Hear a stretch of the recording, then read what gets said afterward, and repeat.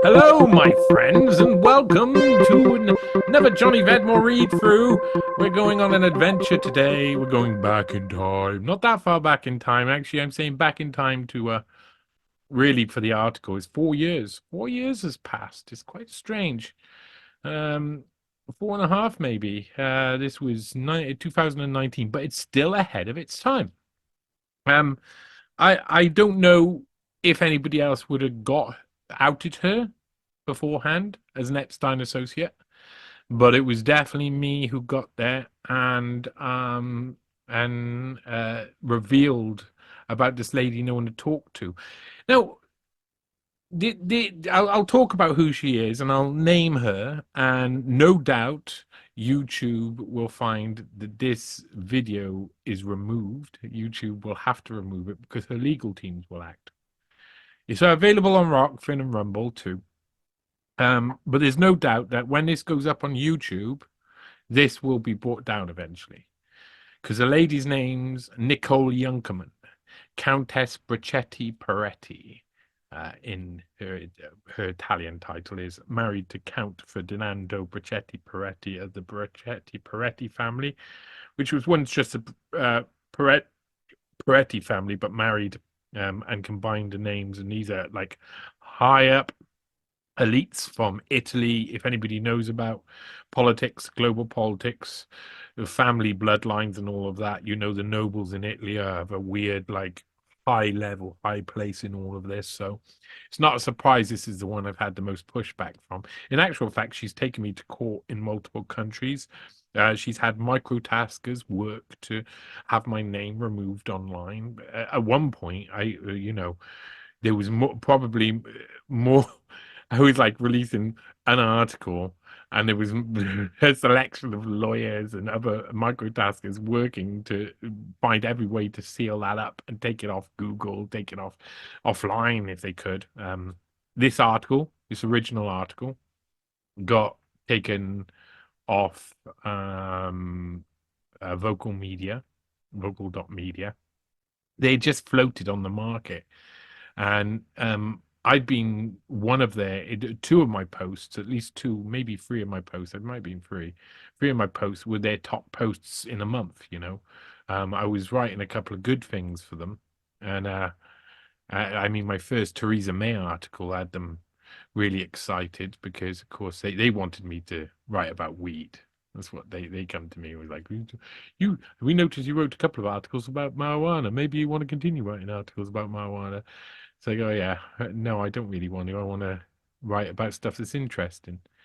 So eventually this gets pulled down, this one, and it goes back up on Unlimited Hangout, and I know what's due for that site. So I've also put it up on NEWSPASTE.com because this is a story that must stay up. This is an article that must stay up. And I tell you, it brought me a lot of attention. Listen to me leaving my phone on like that. How viciously awful of me. It brought me a lot of attention, some of it negative, some of it positive, but it brought me a lot of attention from the independent media. The independent media realize a lot of the high level, yeah, a bit of them, but the low level, mid level independent media hounds, those people doing their research at home, not necessarily publishing in article form, usually publishing threads or on channels that are just for their supporters. Those guys were really impressed with this. some of them tried to steal it. There was one person in France who tried to steal all of the stuff as though it was their own, and got lots of traction in France until I think people started to work out that it wasn't actually their own work. They were just retweeting mine and putting their own name on it. And I once approached one of those people when I was being because they were also being targeted by Nicole Junkermann, and they crapped themselves when they talked to me. I remember it. And then eventually disappeared. Lots of these guys disappear, you know. Um, so this was a really good article for me. Really dramatic, really clever. What I did for this article was pretty clever. I tried to look at the Epstein case and look at I watched everything, man. Watched everything, read every article. I was aware of the Epstein case from I think about like probably about 2010, 2011, but it might have been later because your memory does play tricks on you. But I'd been researching it from about 2014, 2015, because I was amazed that he hadn't gone to prison. I knew there was going to be more coming. This is part of the journalist, the journalist journey. You're looking for articles which are not going to die in time, are going to be fresh, are going to be discovered eventually once the story comes out.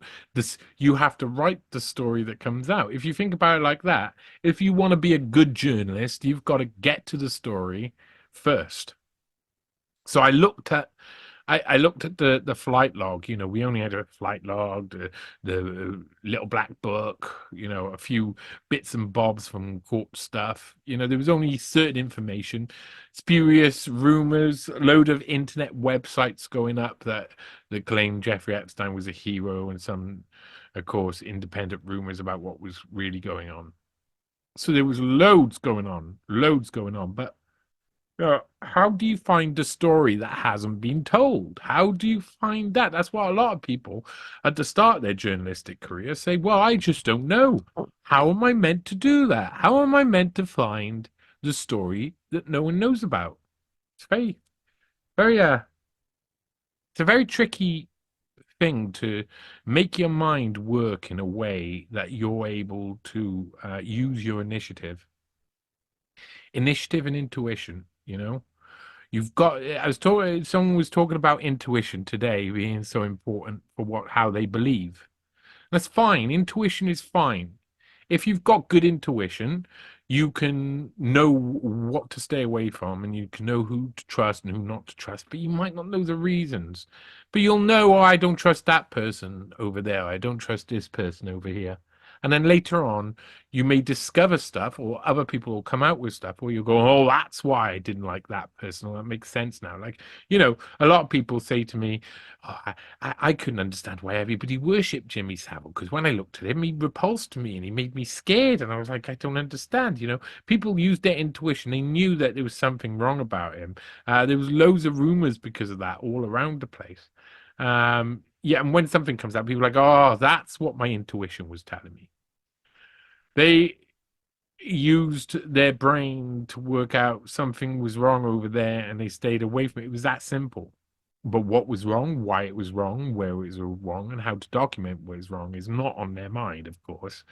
But a journalist has to go through these processes of trying to say, if I'm going to use my intuition, it only works to a certain point. I would only be able to produce an article that's rumor, speculation, all of that, because I'd be speculating. I'd be putting out, I feel that this is this way. And I wanted to find evidence. I wanted to find something really good, something concrete. So I took the flight manifest and I color coded it. I mean, it took a while, and I'm not even sure if I've got the original like document still that I color coded, but I color coded it, and one name came out nearly straight away. Actually, two. But there was a reason. I color coded it in different ways. So how many times Jeffrey Epstein traveled with his entourage, got a normal code. him, Ghislaine Maxwell, someone else, him, Sarah Kellen, someone else, him, someone else in their entourage, and someone else. You know, that happened. He flew on the plane like that a lot. And other people would fly with him and others. It wouldn't only be him on the plane with other people. Other people would fly. So you could say there's ones where it's Epstein's entourage, it gets one color. It's ones where it's Epstein's entourage and a guest of importance. Ones where it's Epstein's entourage and it's a reoccurring guest within the sort of like friendship group. One of the Luntz daughter, who wrote the father wrote the Luntz-Wexner analysis about the Iraq War that got leaked, and the Luntz daughter used to catch a plane a lot. Some of the people who hung around in Epstein's New York circles used to catch the plane a bit. So that was something. There's Epstein riding with his entourage, and Epstein riding with his entourage and a regular guest, or Epstein riding with his entourage and a special guest. Yeah. And then what else was there? Well, there was other colors. The plane being used without Epstein there. So Epstein sometimes would send the plane to pick up Alan Dershowitz, and Alan Dershowitz would fly alone on the plane back to Epstein and be brought to Epstein. This happened on a couple of occasions with a few people. So that's a fourth color down there.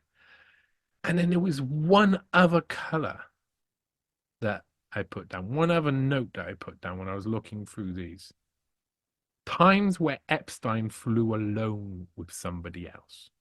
Now, I only had the limited, it was probably, I think it's something like 1998 to about 2002 flight logs for at least I say one of the planes. If I remember correctly, at one point there was like two planes that were working in tandem of each other. But basically, the Lolita Express flight logs, there was that color had only two marks throughout all of these years of people flying backwards and forwards on the plane. When you looked at all of them, Epstein only flew alone without his entourage on 2 occasions. Now that is suspicious, isn't it? If you're looking at patterns and you're looking, Epstein flies with lots of people. Epstein flies with lots of people and a special guest. Epstein sends his plane to get someone. Epstein flies with Ghislaine Maxwell or someone. Epstein flies alone without any of his entourage with one person. Really super rare. The rest of them were regular, but that was really super rare. So who were they?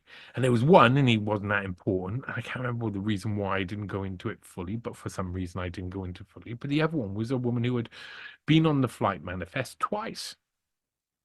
One time with someone who I think she had been involved with while she was at Harvard, and another time alone. That's really super rare. Just her and Epstein. They traveled twice in that weekend. Was it August the 30th? I think that it leaves, and we'll find out now anyway when I'm doing the read through. August the 30th, the plane, 2002. The plane leaves the tarmac in Paris. It's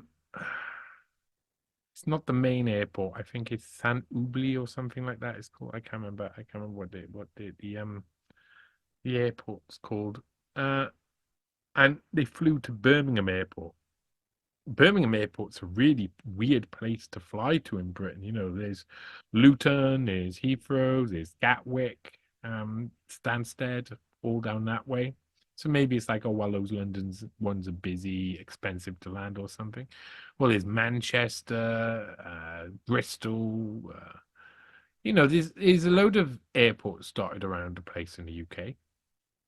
So why Birmingham, of all places? Birmingham Airport is in the south of Birmingham, which is useful for where they were going. The second part of this, I find out where they were going rather than just finding out who it is, because this first part, wow, it shocked me. I didn't expect to find this. I thought, who's this woman no one's talking about? Nicole Junkermann. Who is she? Why? Why did she fly on Epstein's plane? What's going on?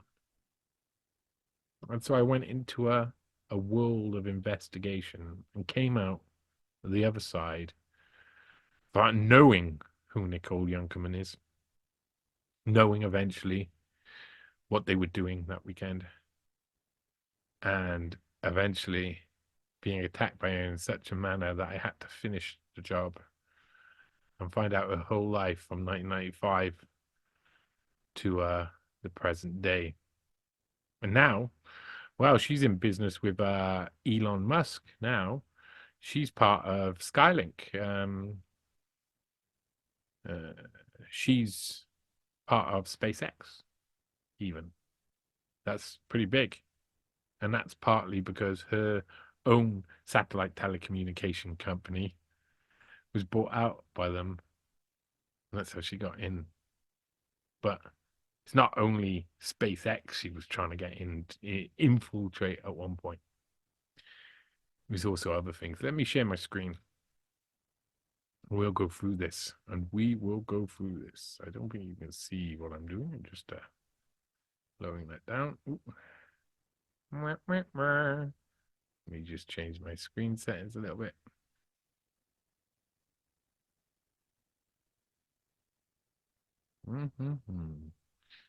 And here we are on johnnyvedmore.com. Some of you know it and some of you don't. And as you see, I've been releasing Searching for Stanley.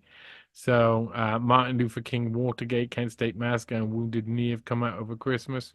Got to have a read throughs. And of course, you can go down here and it will tell you. It will show you many of the posts, and you can search on the bar. And that bar will either allow you to support me. Please support my work. You can also become a patron, and buy me a coffee, support in other ways. And of course, there's a search bar there to search the site. But you also have a drop-down menu on this, which allows you to go to the articles themselves. But the Nicole Junkermann 1.0 on this was actually called Nicole Junkermann, the IDF-linked Bond girl infiltrating the UK NHS. Originally published on Vocal.Media, this heavily censored article was the first part of a trilogy investigating Nicole Junkermann and examining her links with Jeffrey Epstein, Israeli intelligence, and the UK NHS Healthtech Advisory Board led by UK Health Secretary Matt Hancock MP. This article was eventually pulled down and censored by Vocal.Media. And there she is, Nicole Junkermann there. Now, this is from a public site, this picture, but this is one of the tools she uses to censor. She tries to say that that image is copyrighted. Yeah, it's not copyrighted at all. It comes from a public site. This is a news article, and it's been changed in a certain way. That means it isn't, but it's one of the ways that she does or has in the past. I don't think that will be an easy sell for her eventually, but it's one of the many different ways. Other than that, she's just tried every way to have me pulled offline. What she does, I mean, I'm not going to, but I do have her phone number. She doesn't know that. I could phone her up and say, "Will you stop censoring me, woman?" But I decide not to. And there she is. The Epstein associate, nobody's talking about the IDF-linked Bond girl infiltrating the UK NHS. FIFA corruption, the Panama Papers, and the Mossad by Johnny Vedmore. And so here it is. Let's do a read through of possibly one of the most important articles to my career in writing, because this was the first time. So I do apologize if it's clunky in the way it reads, because this was I've had a lot of practice since then, so I'm getting better. I have no qualifications in English. English language, I got 2 Ds in or an E, and I never did any other type of English. So this is all just, I ended up having to learn as I go along. I have a story to tell you. A story that causes my heart to pound and my blood pressure to rise as I type each and every word. A true story of a woman of great wealth and power who rode on Jeffrey Epstein's Lolita Express private jet on several occasions. She appears to be a German-born Israeli state intelligence operative based in London, an ex-model whose name appears in the Panama Papers from the Mossack Fonseca leaks, and who became embroiled in a FIFA corruption scandal with Sepp Blatter and his family. She is perhaps the closest example you could possibly find to a real-life Bond girl. Yet she is almost completely unknown to the majority of us. Ah. This lady has recently infiltrated the NHS through the UK Department of Health and Social Care with the help of Matt Hancock MP, and her presence signifies a major threat to the data security of every citizen in the United Kingdom.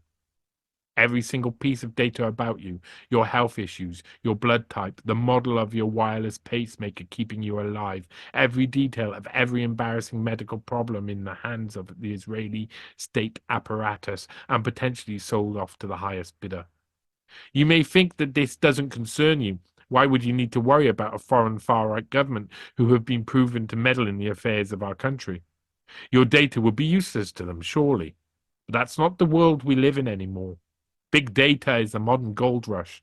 The psychologists and marketing agents have mastered how to make you buy things. The next step is for them to successfully master making you do things. And for that kind of control over people, they need everybody's data. When I was first researching the Jeffrey Epstein case, I trawled through every piece of the official documentation that was available. I knew what I was looking for and how very dangerous it was. I had begun attempting to identify state assets through their movements, actions, associations, and by good old-fashioned detective work. I was interested in identifying any MI5 or MI6 agents, Israeli Mossad, CIA, or any other part of a nation-state's spying apparatus. It's possibly one of the most dangerous hobbies on earth, spy hunting. And if I'm honest, I'm not even sure why I'm doing it. Regardless, Jeffrey Epstein's sweetheart deal was probably what they would give a foreign intelligence operative. Epstein was it was a perfect place to begin fishing for potential spooks. Of course, everybody knows now that from my own research, I believe fully that Epstein was running the East Coast for the CIA, and he was an interlocutor between foreign state assets who wanted to do any type of work on the CIA's US domestically and the CIA soil. So they had to go through Epstein, one of the very rare CIA fixes right at the top. That's like Pottinger, Epstein, Hunter Biden, others. Once I find somebody who I suspect of being involved in espionage, I will track down all existing information on that individual and build the story of their lives as best I can. I learn every known habit they have, and instead of immediately writing an article about them, I just continue to note their activities with interest. I have been watching many potential state actors for a fair few years. I've also missed out on breaking a few good stories by waiting too long. But I don't want to simply show you the past as much as I want to show you the present and even possibly the future. Investigation Manifest. The Epstein Flight Manifest reveals the Junkermann connection to the people trafficking paedophile. There you go. There's a picture. Nicole Junkermann and Jeffrey Epstein riding alone. And that's from Paris to Birmingham, and then Birmingham to Paris. August 31st, they leave. Arrive back September the 2nd, staying on September the 1st at Foxcoat House. Right. Just going to drink. In the Epstein case, one of the best pieces of evidence which we have available to research, which was available to researchers, was the flight manifest for this child trafficking molestation machine. There were many coded initials and a few famous names noted in the official documentation. As you probably already know, Bill Clinton and his Secret Service agents had ridden the infamous Lolita Express on many occasions. Naomi Campbell, Kevin Spacey, Alan Dershowitz, and Chris Tucker also flew on the plane with the billionaire sex offender. We all build up recognizable patterns of behavior over time. When you investigate someone, you usually start by identifying these patterns and then looking for any divergences from the anticipated outcomes. In Epstein's plane's flight manifest, a pattern which was visible from the information available is how he would use his private jet. He would use the plane for two main reasons. Most commonly, he would fly himself and a number of his entourage to a destination, or alternatively, he would fly people to meet him. The rarest occurrence was when Epstein would fly without any of his usual entourage and just one other passenger. There was only one name that jumped out from the flight manifest as a good example of when Epstein alternated from his routine, his second meeting with Nicole Junkermann. As of 2019, Nicole Junkermann's current business portfolio is very impressive. She's often described as an ex-model, entrepreneur, and investor, but Miss Junkermann is much more than just what you see at first glance. Born in Dusseldorf, Germany, on the 27th of April, 1975, Nicole Junkermann studied business administration at the International University of Monaco, and then went on to study management development at the prestigious Harvard Business School in the United States. Among her many talents, she is multilingual and can speak German, English, French, Italian, and Spanish. In 1998, after graduating from the University of Monaco, she co-founded Winamax, which was an early online gaming platform that existed before online gaming regulations became a priority for the authorities. Winamax was sold in 2001, and Junkermann would go on to invest in a recently created media rights company called Infront Sports and Media AG, where she would soon serve as vice chairman of the board of directors. Is the then president and chief executive of Infront Sports Media, Philipp Blatter. In 2002, Junkermann acquired the rights for the 2006 FIFA World Cup in Germany with her relatively new company, Infront Sports Media. The company was best known at this time for its president and chief executive, Philipp Blatter, the nephew of Sepp Blatter, the then president of FIFA. This overt corrupt nepotism left Junkermann's Infront Sports and Media as a company to market the TV rights to future major FIFA tournaments. The company went on to acquire the rights of all FIFA World Cups, and even though this deal was watered down in 2006, in 2011, FIFA again gave Infront permission to sell TV rights in the Asian markets for 2018 and 2022 World Cups. During her time at Infront Sports Media, Junkermann would be caught flying on Jeffrey Epstein's Lolita Express on 3 occasions. The first flight, recorded on the 22nd of March 2002, she would share with Epstein, Sean Koo, and one other passenger. But it's her second trip which really stands out. On Saturday, the 31st of August 2002, Jeffrey Epstein and Nicole Junkermann would fly from Paris-Le Bourget Airport to Birmingham Airport in the UK alone. They would return to Paris via the same route on Monday, the 2nd of September 2002. For Jeffrey Epstein to fly without any of his normally present entourage is very unusual. So what was happening that weekend? I've done a lot of research on these dates, but as of yet, I do not have answers. I do. I found the answers the next month in actual fact. At the time, at that time, Junkermann was 27 years old, so it's very unlikely that they were dating, as everyone knows Jeffrey Epstein isn't interested in fully sexually developed adults. Finding this anomaly on Epstein's plane's manifest encouraged me to look deeper into the life of Nicole Junkermann, and amongst other things, whether or not she had any links to the state intelligence agency. Were Junkermann and Epstein meeting alone for innocent reasons? Even though Junkermann had made many investments already, she might have been trying to get more funds from eager investors like Epstein. How Epstein originally accrued his billions is still quite a murky subject in itself. Whatever the reasons for these two incredibly rich people being together, this meeting was a very private one. Junkermann had also just completed Harvard University's program for management development, and Jeffrey Epstein had a high-profile relationship with Harvard, which in 2003 led him to donating money to the Ivy League college, while stating that he had given the school $30 million in funding, a claim later revealed to be false. Was Epstein using the famous American college to recruit for his own businesses or other interests? More Epstein later. But firstly, continuing with Junkermann's career, in 2005, she founded a private equity fund focused on media and sports investment in Asia and Europe called United in Sports. Sorry about that. Called United in Sports, and managed to raise 242.2 million for the venture in 2007. Her other project, Infront Sports and Media, was ultimately sold to a private European equity firm, Bridgepoint, for $600 million in 2011. Now, I've actually, just a note, I've actually talked to Dave Whelan. He appeared on the podcast, NEWSPASTE podcast, to talk about his book on the assassination of Jeffrey Epstein, the assassination of John Lennon. And if you watch that, he might mention it on there, but he did tell me that he was actually at Infront Sports and Media. He actually worked there right at the start, recruited, and he said everybody knew it was a scam straight away. So I'm going to have him on the NEWSPASTE podcast to learn about that later on. In that year, Nicole Junkermann had officially become one of the hottest investors in the world.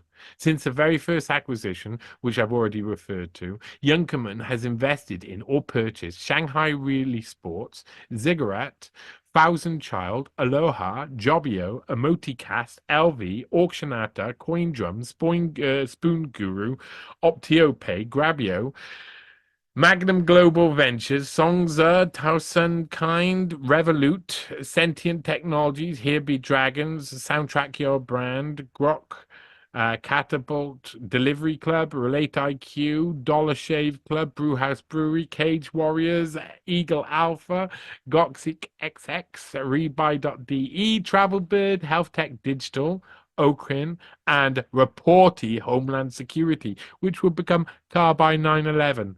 The last four of these aforementioned companies are of significant interest. Oh, yes, they are. The intelligence connection. Look at this board of directors. Look at this board of directors. Ehud Barak. Oh, ugh. Emir Elikai, Alex Dizengov, Pinchas Bukris. If once you work out who Pinchas Bukris is, you're just like slapping your head. All of these guys, and Nicole Junkermann. So this was the original team. Look at them. Look at them. They coming out of the shadows, looking like evil. Yeah, they've all had these pictures taken. The original Carbyne 9/11 board with Junkermann and her Israeli unit 8,200 co-founders, replaced by neocons after this article. After this article, they had to change their entire board. I'm not surprised Junkermann started paying people masses of money to censor me. So it's really causing a lot of businesses problems. The link between Nicole Junkermann, the Israeli State Intelligence Services, and the Israeli Defense Force is not a tenuous one. The ominously named Reporty Homeland Security was the first incarnation of what has now been rebranded Carbyne 9/11 and is referred to as simply Carbyne. Described as global leader in public safety technology, Carbyne is a call handling platform app that allows you to, amongst other things, stream any ongoing emergency directly to the responding emergency services. It claims, in the information section of the promotional video on YouTube entitled Nicole Junkermann Presents Carbyne, that it will provide a plug-and-play solution that allows 9/11 callers to connect their smartphone features to emergency operator so they can operate, so that the operator can make a better assessment of the emergency. Location data, audio, camera, and video access can be shared, providing the operator with a greater detail on the situation. The use of Carbyne's solution will allow emergency management teams to better triage their cases and improve the utilization of downstream emergency services. They promise to combine the use of personal data, location data, live video, data from surrounding wearable tech, and even information from parked smart cars to deliver more information to the emergency services who should be responding. They can pinpoint your location, even indoors, to within 3 feet, and they claim that they can even collect data from dropped calls. However, they failed to mention how they'll get the permission to use such masses of available data. Who are these angels behind this revolutionary technology which aims to get between a victim and the emergency services? One of the directors of Carbyne is Nicole Junkermann. The chairman of the board of directors is Ehud Barak, the 10th Prime Minister of Israel and the 14th Chief of Staff of the Israeli Defense Force, former Minister of Defense and former head of military intelligence for Israel. Ehud Barak had a long history with one of the most public faces of Israeli covert operations. Before he was Prime Minister, Ehud Barak was a big name in the IDF. Through the 1970s, he led many operations, including famously disguised himself as a woman to kill members of the PLO, Palestinian Liberation Organization. Ehud Barak has already been linked with Epstein, and Benjamin Netanyahu has helped to highlight those links for his own political gain. Here she is on the website, Nicole Junkermann appearing from the shadows in the shoot. Here's Ehud Barak. He's there too. 10th Prime Minister tells you on there. 10th Prime Minister of Israel. Oh, look, cybersecurity, homeland security.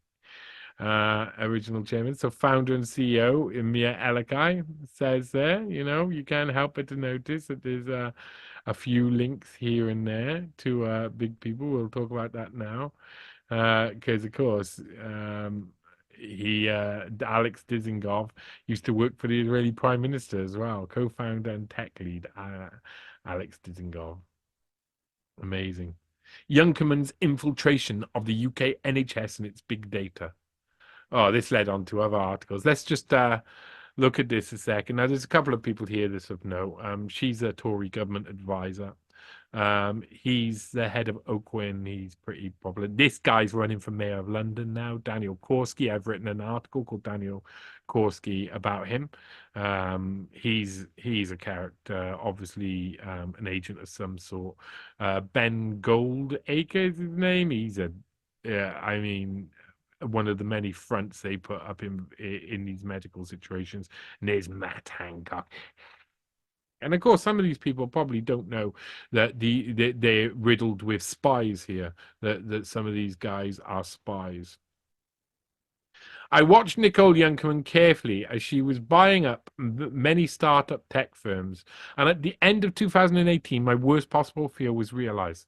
Matt Hancock, Member of Parliament for West Sussex and Secretary of State for Health and Social Care in the UK, appointed Nicole Junkermann to the Healthtech Advisory Board.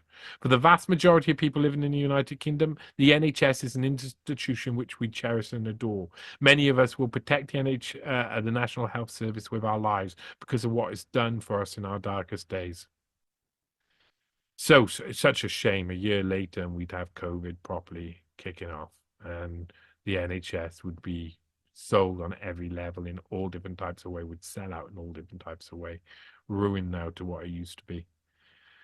The Healthtech Advisory Board is described as a collection of clinicians, academics, and IT experts. The official government website says the board will look at how the NHS can harness the potential of technology and create a culture of innovation, with the aim of improving patient outcomes and reducing the workload on NHS staff.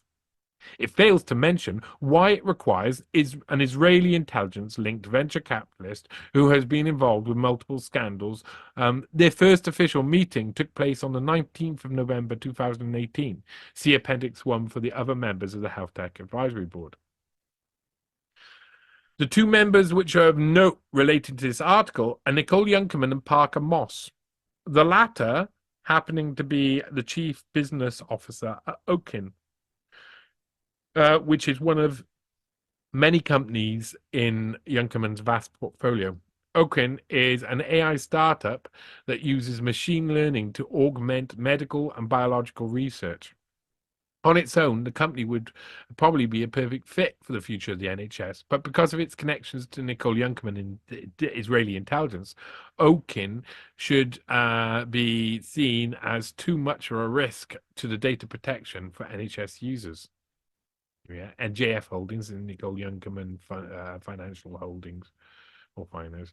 A London hospital could offer patient data to Google-backed AI startup in bid to develop better drugs. NGF holding website announces NHS big data win. So they'd just be sifting up all your data, which in Britain is everybody's on the NHS, whether they like it or not.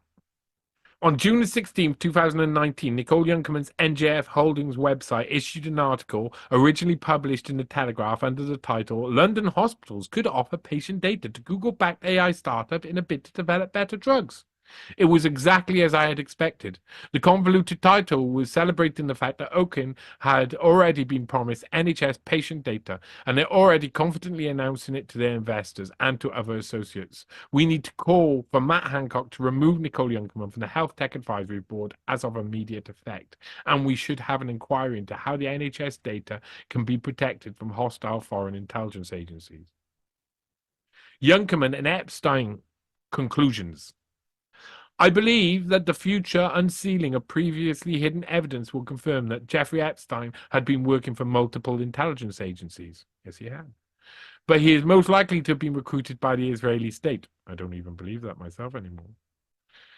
Junkermann has managed to avoid her connections with Epstein being out in the open until now, but she is skilled at controlling her public profile.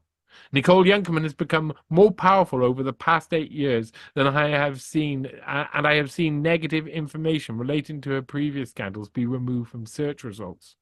Go check yourself. Type in Nicole Junkermann on Google search and go through all the articles which appear. They are overwhelmingly positive or simply relate to one of her businesses, and this is very different to what you would have found only a few years ago. When I first started investigating Nicole Junkermann, there were many negative articles which have all vanished. I'm not even sure that this story will survive, and I was bloody right about that. I mean, 3 different websites have had it now, and I do think that the one website is on before is at risk as well, just because I know what's going to happen to it. Appendix 1. The other Healthtech Advisory Board members include Rachel Dunscombe, who was the CEO of NHS Digital Academy and Director for Digital in Salford Royal NHS Group, but since has been appointed to the Healthtech Advisory Board. She has also joined Class Arc Collaborative as their global non-US leader and senior tech evangelist. That's an important role. Tech evangelists work out what technology needs to be created for their technology to be created. So they go to other companies and try and convince them to create it, and then et cetera, et cetera. Manoj Badali, OBE, who is described as a digital venture builder and has business ties with the Murdoch family. David Gann, CBE, Vice President of Innovation at Imperial College London, suspicious. Sir Mark Walport, an English medical scientist and former Chief Government Scientific Advisor to UK Conservative governments from 2013 until 2017. Nicola Blackwood, the Baroness of North Oxford and member of House of Lords. Roger Taylor, not a member of Queen, who is the chair of the Center for Data Ethics and Innovation. Oh, how dystopian are some of these names. Jenny Tennyson, OBE, Chief Executive Officer at Open Data Institute and lead developer for legislation.gov.uk. Dan Sheldon, who is the head of Well Digital. Daniel Korski, CBE, former advisor to David Cameron and Hamid Karzai's government, and is someone who deserves their own article. You see, I've linked it in there now. Michelle Brennan, president of Johnson & Johnson, one of the pharmaceutical heavyweights. Yeah, head of Johnson & Johnson's in there. P.S. Since writing this article in the summer of 2019, Nicole Junkermann has used various continental European courts to have my content pulled down and censored. She's using regional Berlin court to silence the article and has tried to have me pay her legal fees for her Orwellian actions. Junkermann has used courts to pull down interviews I gave on this subject to Ed Operman, Jason Bermas, and Tony Goslin, amongst many others now. Her actions regarding this article led me to write 2 more articles that form the Junkermann trilogy. Each of these articles will be transferred for safekeeping over to unlimited Hangout servers to stop them from being permanently deleted from the record. I thank you from everyone who initially shared these articles and who continue to do so. Well, they didn't get transferred over to unlimited Hangout servers. for various reasons, and I keep them in both PDF form and um, they're up on my sites and they're archived, of course. So there you go. And of course, at the bottom of the article, you can see not only can you share the article, which you should share the article, of course you should share it, because then people know, but you'll also see you can become a patron and buy me a coffee. And you'll see some of the things that I put up recently there too. It's really important to get your support. Now I need to keep doing this work. I got loads more work to do, and honestly, you'll understand why I need to do it. Click on one of these, get going. Of course, you can also click on Jeffrey Epstein, for instance, and you can go and see everything on the website on NEWSPASTE that relates to Jeffrey Epstein. And there's a fair few articles and videos and other things relating to Jeffrey Epstein, due to the fact I've done a lot of research on him. And some also on NEWSPASTE are links to some other people's articles too. So that's a really important article there, the Nicole Junkermann one. Ba ba ba. Zoom, zoom, zoom, zoom, zoom, zoom, zoom, zoom. So I didn't really mention there. Let's go down. But this guy, he actually worked for the Israeli Prime Minister's office as well. So all of these guys here were high-ranking Israeli guys, and then there was Nicole Junkermann, which made me think she was Israeli. But my friends, I no longer believe that Epstein is Mossad. I think that's just so simplistic. I was simple about it. I was simple about it. For someone who barely goes to Israel, Epstein was not really looking like he was Israeli. The majority, he was born in America, recruited in America, trained in America, ran American programs, all based around the CIA.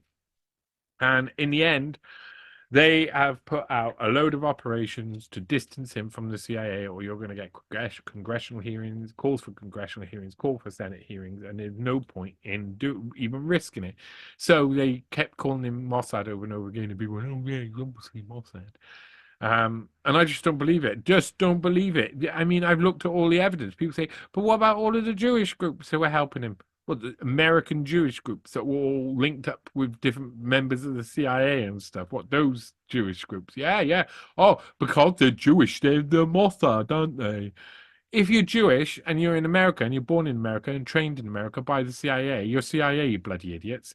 Yeah, the CIA is indistinguishable from Mossad, and Mossad do things on American soil, but they got to get permission off the CIA. So they go to people like Jeffrey Epstein and say, "Excuse me, I want to do these operations." And Jeffrey Epstein forms relationships on behalf of the CIA for these people.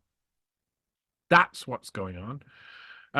So I think that there's a chance that Junkermann worked for multiple intelligence agencies, but her time at Harvard is where she got linked up with the CIA, which wouldn't be the first time in my research that someone got linked up with the CIA. So she could work for Mossad, obviously, but I would think that Epstein would have put her on to Ehud Barak to set up this company or be an investor within this new company, which is about getting the Mossad in intelligence into American infrastructure and other infrastructure around the world, so that then when the Americans want to do something domestically, they can go to them, get them to do it, and it doesn't look like the Americans have done things on their soil. It's like Operation Condor. It's like a lot of the other things that have been done to avoid looking like the CIA are doing operations on domestically, which of course isn't allowed, and is something that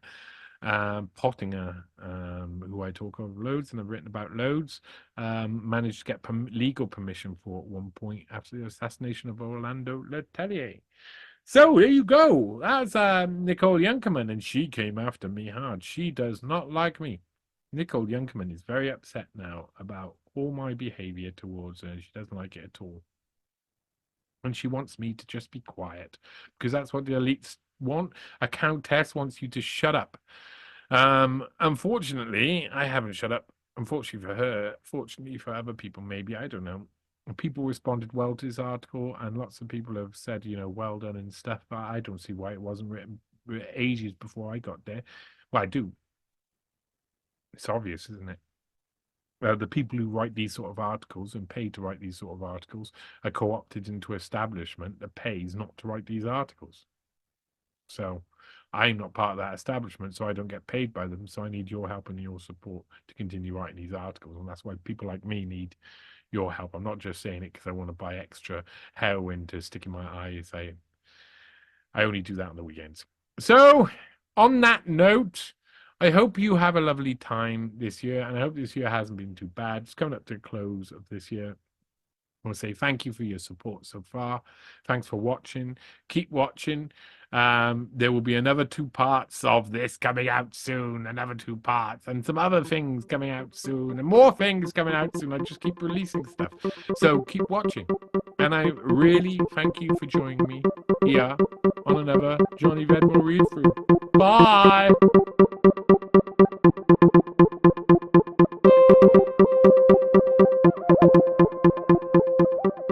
Young generation, like Prime Minister Trudeau, President of Argentina, and so on, that we penetrate the cabinets.